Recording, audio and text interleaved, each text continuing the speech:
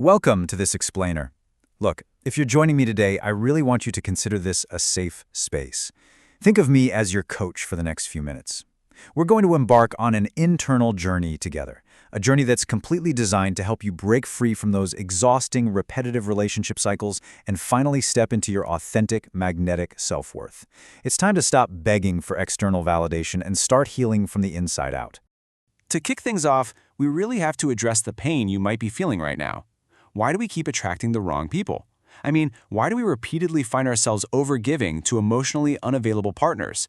And why do we end up feeling completely burned out, asking ourselves how on earth we ended up back in the exact same painful dynamic, just, with a different face? I want you to take a deep breath right now and really absorb this reality. It's a big one. You aren't consciously choosing painful relationships. Your nervous system is simply choosing what feels familiar. In fact, when someone is unpredictable, your brain actually pumps out dopamine in a trauma bond. It literally mistakes anxiety for chemistry. Your body has emotionally memorized chaos. So, if inconsistency, chasing, and anxiety felt normal to you in the past, your brain is actually prioritizing that familiarity over your own happiness. Crazy, right? Section 1. The illusion of attraction and your nervous system's trap. Okay, so here we have the absolute ultimate collision of survival patterns. On one side, you have the super empath. Now, if this is you, you crave deep connection, but you often confuse emotional unavailability with actual value. You kind of rely on emotional rescue, basically believing that if you just love someone hard enough, you can heal them. On the other side is the avoidant. Now, they crave love too, but they are terrified of vulnerability and they equate intimacy with danger. So what happens? The empath feels compelled to heal and the avoidant feels compelled to escape. It's a chemical, highly addictive cycle that just masquerades as this once-in-a-lifetime connection. Let this powerful truth really sink in for a second. Love is not supposed to be martyrdom. Love is absolutely not a place where you just disappear so someone else can feel secure. Sacrificing your own peace, your sleep, and your boundaries, that doesn't earn you real love. It simply teaches the other person that your pain is an acceptable price to pay. Section 2. The cost of self-abandonment. Let's look at the internal battle we all face. We all have an adaptive, wounded child inside of us. This is the part of us that people pleases, reacts out of fear, and desperately searches for security. But we also have a wise adult. This part is calm, confident, and totally capable of setting boundaries. The problem is, under stress, we tend to regress. When we get triggered in a relationship, we often abandon our wise adult and we let our fearful, wounded inner child completely take the steering wheel. We react instead of responding.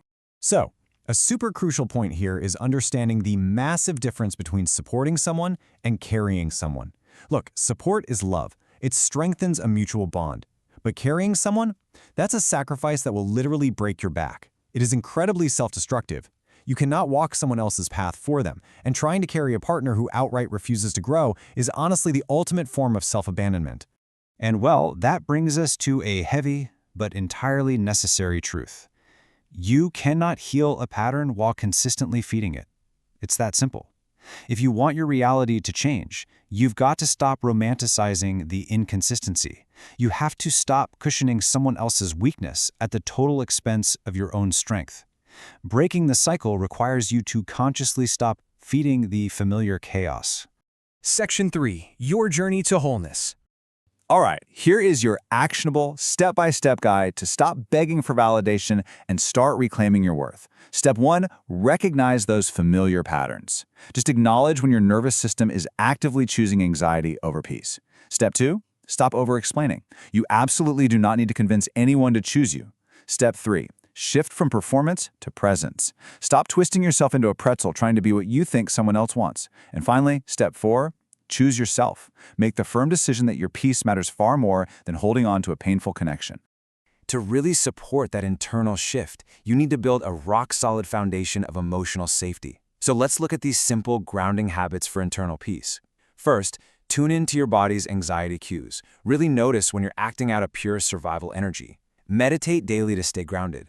Take care of your physical vessel. Eat healthier, get some exercise. Set clear, compassionate boundaries. And finally, choose authenticity over self-sacrifice every single time. Consistently doing these things will literally help rewire your nervous system. Section 4. The power of boundaries and becoming truly magnetic. So, what do we actually mean by magnetic attraction? Well, it's a quiet confidence. It's a deep sense of wholeness. It isn't about wearing the loudest perfume or driving the flashiest car or having this perfectly curated aesthetic social media feed. Not at all. It is the ability to create genuine human connection without feeling the need to perform. It's a presence that just makes others feel safe, seen, and completely relaxed around you. Interestingly, according to Carl Jung's psychology, stepping into your wise adult naturally brings out these 3 highly magnetic qualities. Number 1, people feel comfortable around you incredibly quickly. I'm talking about strangers accidentally telling you their life stories at the grocery store because you just radiate safety. Number 2, you don't need to be the center of attention. You have this quiet confidence, so you aren't desperately fishing for compliments. And number 3, people remember you long after you leave the room. And they don't remember you for what you wore, they remember you for how you made them feel. And this all brings us to the ultimate takeaway for today. The right people stay because you chose yourself. Honoring your worth acts as this amazing natural filter. When you start setting boundaries and you stop accepting emotional breadcrumbs, the people who were only benefiting from your self-doubt, they'll naturally fall away. And you know what? Let them go. Because their departure makes the room needed for the right people, the secure, healthy people, to step up, lean in, and actually match your effort.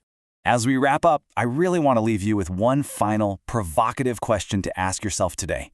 Who are you becoming while trying to save someone else? Really think about that. I highly encourage you to stop abandoning yourself just for the sake of someone's potential. Step confidently into your hard-earned wholeness and just let the right kind of love find you there. Thank you so much for joining me for this explainer. Keep growing, keep choosing yourself, and take care out there.